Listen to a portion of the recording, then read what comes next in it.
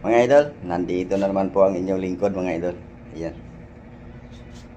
Ngayon mga idol, magluluto tayo ng pork nilaga mga idol. Ito po yung ating lulutuin mga idol. At ito po yung ating mga ingredients.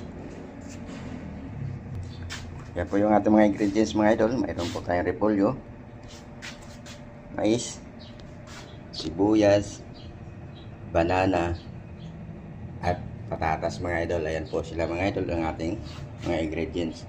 At ito nga pala yung ating ilalaga mga idol, yung atong pork. Tara mga idol, umpisa na natin maglaga mga idol. Ito na po mga idol, ilalagay na po natin yung ating pork mga idol.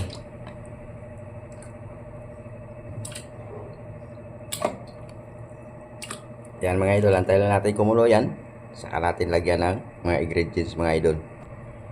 Sabay na po natin dito mga idol yung ating sibuyas mga idol. Yan, antay lang natin yan kumulo. Saka titimpla natin ng maayos mga idol. At ito na mga idol, mukulo na mga idol. Ilalagay na po natin yung ating mais mga idol. Dahil matagal po ito maluto, unahin lang natin yung mais mga idol. Sunod na po natin dyan mga idol yung patatas mga idol. At ito na po mga idol, medyo okay na yung ating mais. Ilalagay na po natin yung ating patatas mga idol.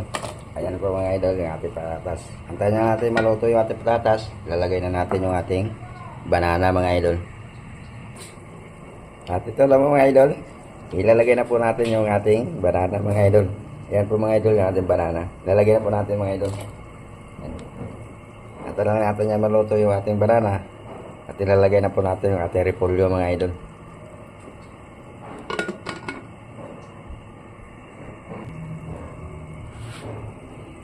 Yan po siya mga idol, malapit na maluto yung ating nilagang pork mga idol.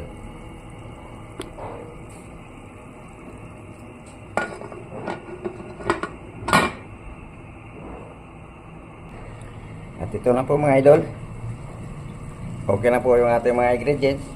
Ilalagay na po natin yung ating repolyo mga idol. Ayan.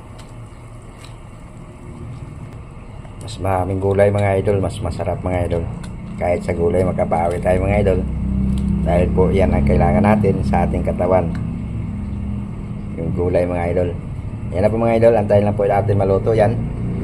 At ready to serve na yan mga idol. At ito na po mga idol. Kulong-kulo na po siya. Malapit na siya maluto. So ilalagay na po natin yung ating pangtimpla mga idol. Lagyan sa natin ng asin mga idol.